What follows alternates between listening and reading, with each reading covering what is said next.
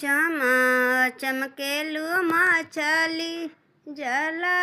के हो भीतरिया रे चमा चमा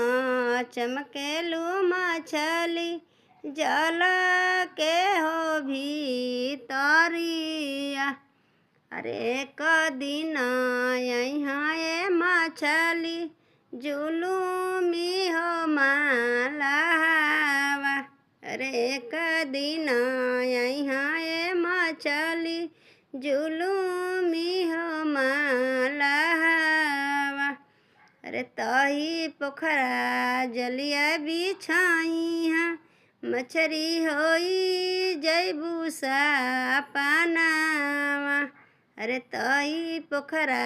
जलिया बिछाइहा मछरी होई जैबू सापनावा।